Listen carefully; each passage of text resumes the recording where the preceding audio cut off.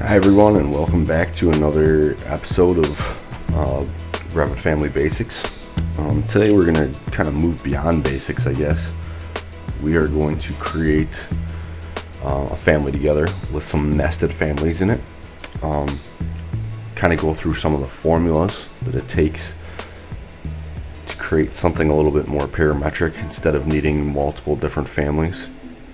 And then our end result with this entire thing is going to be to get a bill of materials so that we can send that to our shop or whatever to order all the right parts.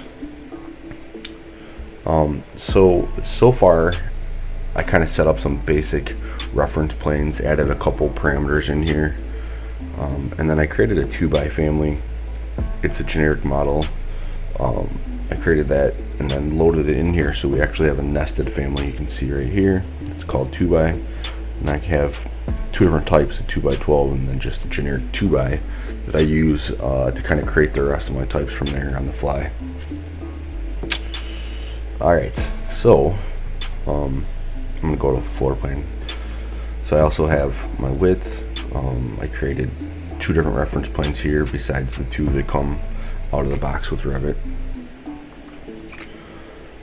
Alright, so if we go back to our front view, you can see here I have this vertical 2x that's locked in place right now.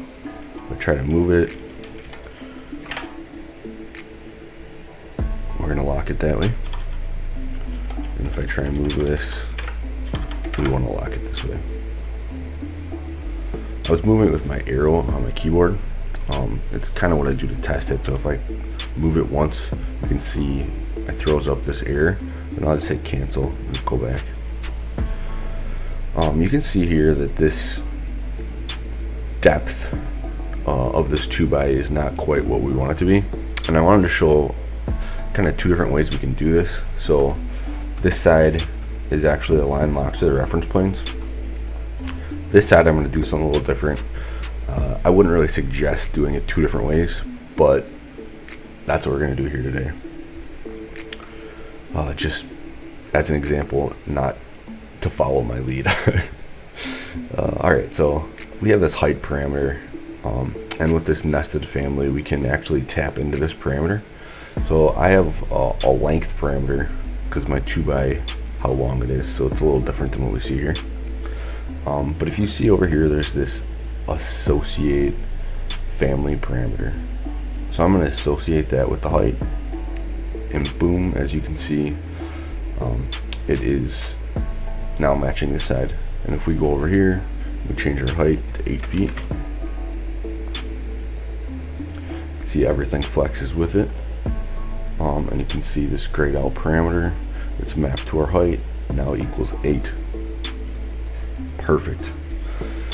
Alright, so next we need to get these guys the right width. So there are a couple ways to do that. So let's go back to our floor plan here.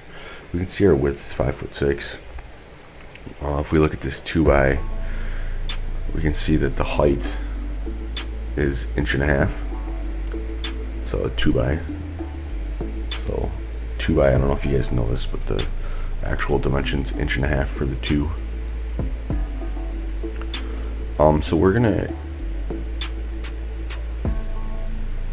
actually create a parameter in here. What can we call this?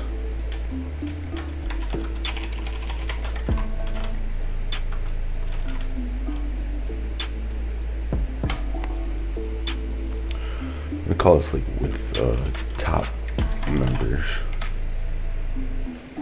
I don't know if that name makes sense. We can always change down the road. And then we want this to be instant. And then we're actually going to have this. This is going to be the first of our like simple formulas. So we're going to have this width minus 3 inches, which equals 5'3". So now when we change our width to 6 feet, that changes automatically with it. Alright, cool. So then next, we're going back to our front elevation here. We're going to select these two guys, and this length we're going to change and associate it with the width of our top members. As you can see there, it isn't quite where we need it to be, so we can move this thing into place now. And boom, we have the frame. Kind of move those members into place, but here, let's do that real quick.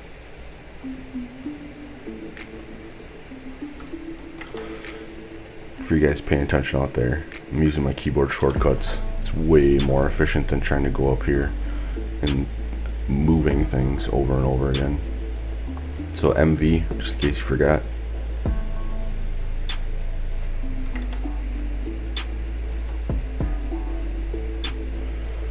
And there we have our basic frame. Alright, I think that's it for today. We're going to be going to some of the other formulas in the next one. Alright, thanks everyone. Bye.